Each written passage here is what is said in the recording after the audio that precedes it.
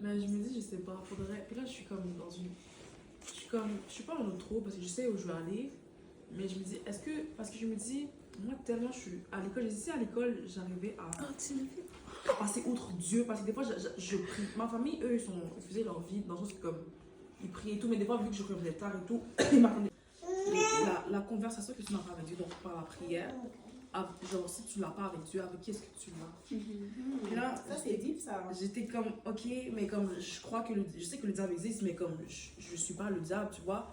Mais ça m'a ramené à la réalité que comme Dieu te demande de prier, pas parce que c'est parce que tu as besoin de Dieu, c'est déjà tout ce qu'on a besoin. Mais c'est parce que ça va t'aider dans ta foi déjà. Mais c'est reconnaître que lorsque tu demandes à Dieu, tu reconnais qu'il est souverain parce que c'est une conversation que tu dois avoir avec lui. C'est bon pour ton âme, c'est bon pour toi. Puis ça te permet de... Comment je pourrais dire ça? D'entretenir quelque chose avec lui. Tu sais, tu as une conversation avec lui. Puis ça te permet aussi de voir comme... Tu arrives à pouvoir te projeter parce que tu te dis, ah oui, j'avais fait cette prière, puis Dieu m'a répondu à ma prière. Fait que ça fait grandir ta foi aussi.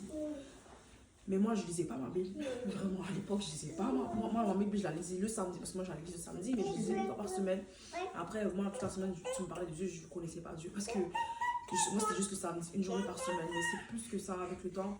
Là, je me suis rendu compte que je me suis dit, c'est de la folie, parce que tu peux pas me dire que tu es dans une famille chrétienne, tes parents t'ont inculqué des valeurs chrétiennes.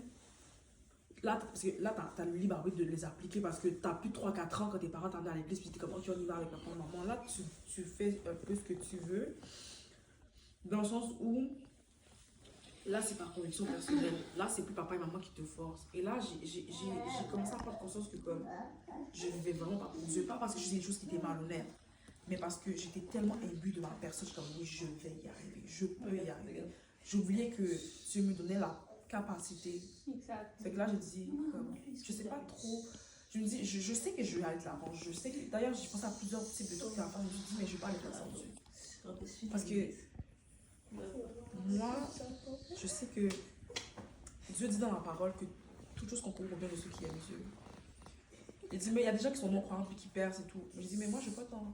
Tu sais, tu peux me percer et tout. Mais je dis, j'ai pas envie de percer. À la fin, je sais que je croyais en Dieu. Puis je me suis dit, imagine, tu meurs demain. Est-ce que tu vas au ciel? Je suis comme, j'allais pas au ciel parce que j'ai connu Jésus, j'ai connu Dieu, mais j'ai jamais vraiment entretenu une relation avec lui. Fait que là, je me suis dit, je vais prendre une pause, juste une session sympathique. Et j'ai appliqué pour la session prochaine, l'action d'après, en hiver 2026, si Dieu veut. Juste pour voir dans quoi est-ce que Dieu veut. Puis, ce que la fin, c'est que je me suis dit, il y a des gens qui gagnent leur vie, tout ça et tout ça. Mais je me suis dit, oui, je peux bien gagner ma vie, mais j'ai pas envie de perdre mon âme. Puis vraiment, parce que j'ai pas envie de dire, j'ai encore peur de la mort. Je me suis dit, actuellement, Qu'est-ce que tu fais? c'est pas grave. Si tu meurs demain, mais juste assure-toi que si tu devais mourir demain, au moins tu serais sauvé. Il y a des époques de ma vie où je suis comme, si je meurs demain, pour de vrai, je vais pas au ciel. Je savais que j'allais pas au ciel.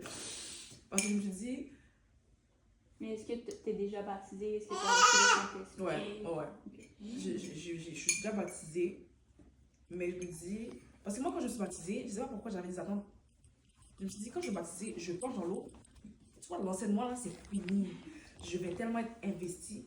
J'ai passé 5 ans, j'ai stagné. Il n'y a rien qui a bougé dans ma vie, genre spirituelle. Académiquement, c'était le feu, ça va. Mais spirituellement, il n'y a pas eu de changement. Puis j'étais comme non. Là, je ne suis pas restée comme ça parce que je me suis baptisée à 5 ans, j'ai pas fait d'œuvre, j'ai pas œuvré pour le Seigneur. Puis je sais que j'ai pas œuvré pour le Seigneur, genre assez, parce que j'ai fait des petits trucs à gauche, à droite des fois. Mais en dirait que j'étais pas convaincue. Tu vois, j'avais pas la conviction, je suis comme ok, je le fais juste parce que comme ça. Mais là, j'ai vraiment le feu pour Dieu. Je me dis que ce feu-là, il reste jusqu'à ce que Jésus retourne, parce que, ou bien jusqu'à ce que qu'il m'enlève, peu importe que je meure. Là. Mais parce que je me suis dit vraiment, juste croire, c'est pas suffisant. Puis par expérience, je peux dire, juste croire en Dieu, c'est pas suffisant. Parce que moi, je sais que je crois en Dieu, j'ai une famille qui croit en Dieu, mais juste croire en Dieu, c'est pas suffisant. C'est pas suffisant.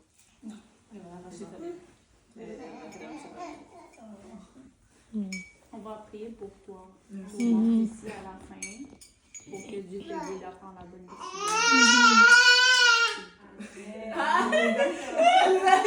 Je sais qu'elle giflait, je suis comme, je vais taper déjà après.